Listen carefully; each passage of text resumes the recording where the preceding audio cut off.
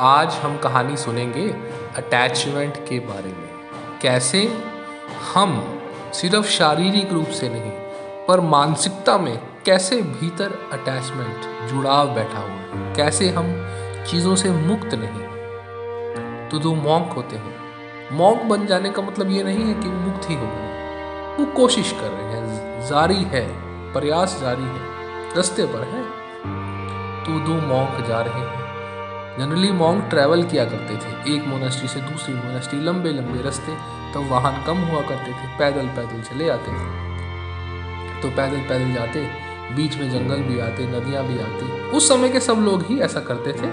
ऐसा नहीं है कि मॉन्क कुछ खास है, सिर्फ वही जंगल या नदियों से क्रॉस करते हैं, गाँव वाले भी करा करते हैं। अगर आप अभी भी गाँव में जाओगे तो लोग वहाँ आज भी जंगलों के बीच में प्रेम से रहते हैं। तो वो क्रॉस कर रहे, नदी आ गई तो उन्होंने देखा कि एक छोटी लड़की, एक जवान लड़की, वो मॉन्क काफ़ी एज की थी, एक जवान लड़की वो वेट कर रही नदी क्रॉस करने का, उसको डर लग रहा।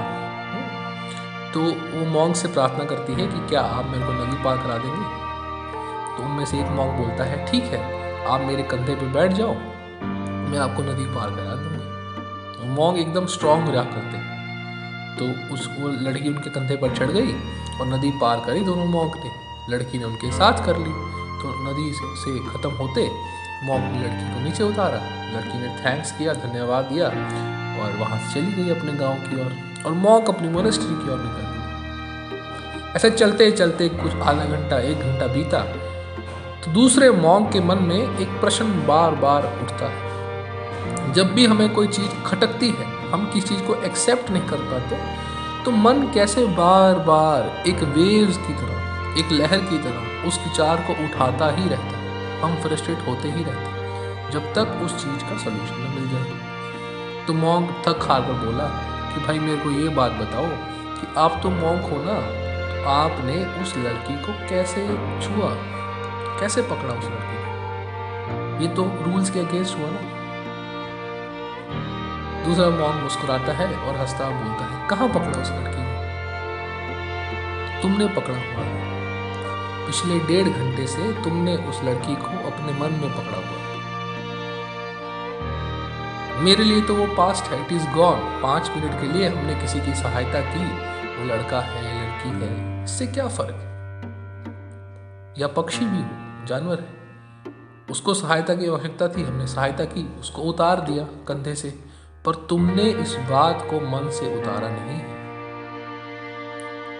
तो वो ज्यादा फंसे हुए हैं जिन्होंने सालों साल, हम इस मॉन्क पे हंसेंगे कि 1.5 घंटे से यही बात सोच रहा है, और हम सालों साल 1-2 ऐसी बातें कांटों के जैसे अपने दिल में गड़ाए बैठे।